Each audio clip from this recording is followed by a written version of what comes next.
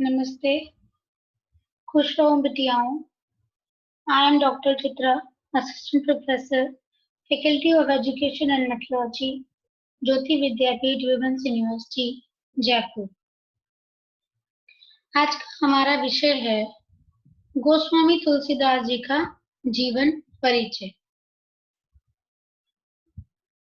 तुलसीदास या गोस्वामी तुलसीदास हिंदी साहित्य के आकाश के एक ऐसे चमकीले नक्षत्र के रूप में हमेशा याद किए जाएंगे। तुलसीदास भक्ति काल की, सगुण भक्ति धारा की, राम भक्ति शाखा के प्रतिनिधि कवि हैं। इनके जो इष्ट देव हैं वो राम हैं। उनकी स्तुति में इन्होंने संपूर्ण साहित्य लिखा। इनका पूरा नाम गोस्वामी तुलसीदास है। इनका जन्म सन 1532 राजापुर उत्तर प्रदेश माना जाता है। वहीं इनकी मृत्यु सन 1623 ईस्वी काशी माना जाता है। यहाँ यह भी बता देना आवश्यक है कि इनके जन्म, मृत्यु और जन्म स्थान पर काफी विवाद हैं। इनके पिता का नाम आत्माराम दुबे था और इनकी माता का नाम तुलसी था। इनकी पत्नी का नाम रत्नावली था। इनका मुख्यतः कार्यक्षेत्र कवि और एक समाज सुधारक के रूप में था। इनकी जो कर्म भूमि थी वो बनारस थी। इनके गुरु का नाम आचार्य रामानंद था। ये हिंदू धर्म से संबंधित थे और भक्ति काल से संबंध रखते थे। भक्ति काल में इन्होंने कविता, दोहा, चौपाई आदि लेखन शैलियों में अपना साहित्य लिखा। इनका विषय था सगुण भक्ति और इनकी भाषा थी संस्कृत, अवधी और हिंदी। इनकी प्रमुख रचनाएं हैं रामचरितमानस, दोहावली, कवितावली, गीतावली, विनय पत्रिका, हनुमान चालीसा आदि। तुलसीदास एक कवि, एक राम भक्त और एक समाज सुधारक तीनों रूप में एक साथ मान्य हैं।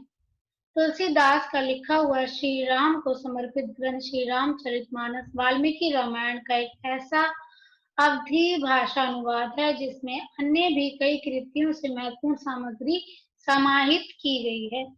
रामचरितमानस को समस्त उत्तर भारत में बड़े भक्तिभाव से पढ़ा जाता है। इसके बाद विनय पत्रिका और हनुमान चालीसा भी तुलसीदास कृत अन्य महत्वपूर्ण काव्य है। इनके जन्म के संबंध में यह माना जाता है कि इनका जन्म संवत सन 1532 ईस्वी को उत्तर प्रदेश के राजापुर नामक ग्राम में हुआ था। इनके पिता का नाम आत्माराम दुबे और तथा माता का नाम तुलसी था। तुलसीदास जी का विवाह दीनबंधु पाठक की पुत्री रत्नावली से हुआ था। तुलसीदास जी अपनी पत्नी से अत्यधिक प्रेम करते थे। एक बार उनकी पत्नी रत्नावली अपने मायके गई थी, लेकिन पत्नी के प्रेम में और काम में आसक्त तुलसीदास आधी रात को अपने ससुराल पहुंच गए। इस पर रत्नावली ने तुलसीदास को फटकार लगाई और कहा, लाज ना आई आपको दोरे आओ नाथ, जिससे इनका जीवन ही परिवर्तित हो गया। पति के उपदेश से तुलसी के मन में वैराग्य उत्पन्न हो गया।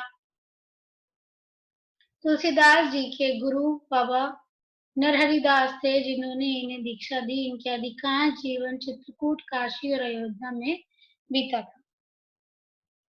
वहीं अगर इनके बचपन की बात करें तो जन्म लेने के बाद वह प्रायः सभी शिशुएं रोया करते हैं, किंतु इस तुलसीदास जी ने जो पहला शब्द बोला वह राम था। अतएव उनका घर का नाम ही राम बोला पड़ गया। माँ तो जन्म देने के बाद दूसरे ही दिन चल बसी। बाप ने किसी और अन्य से बचने के लिए बालक को चुनिया नामक एक दासी को सौंप दिया और स्वयं विरक्त हो गए। जब राम बोला 5.5 वर्ष के हुए तो चुनिया भी नहीं रही। गली गली भटकते हुए नाथों की तरह जीवन जीने को विवश हो गए। इस तरह तुलसी का जीवन बड़े कष्टों में बीता। माता पिता दोनों चल बसे और इन्हें भीख मांगकर अपना पेट पालना पड़ा था। इसी बीच इनका परिचय राम भक्त साधुओं से हुआ और उन्होंने इन्हें ज्ञान अर्जन का अनुपम अवसर मिल गया। तुलसी भ्रमण करते रहे और इस प्रकार समाज की तत्कालीन स्थिति से इनका सीधा संपर्क हुआ। इसी दीर्घकालिक अनुभव और अध्ययन का परिणाम तुलसी की अमूल्य कृतियां हैं, जो उस समय के भारतीय समाज के लिए तो न्यायिक सिद्ध हुई, आज भी जीवन को मर्यादित करने के लिए उतनी ही उपयोगी हैं। तुलसीदास जी ने रचित ग्रंथों की संख्या लगभग 40 बताई जाती है।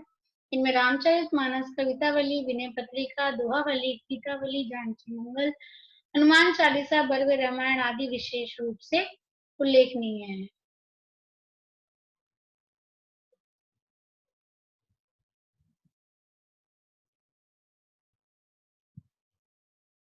धन्यवाद। This session is powered by Digital Version 2.0, Jyoti Vidyapeeth Women's University. Hope you are satisfied with my digital session. If you have any query, please mention in comment box. I will resolve it. Thank you.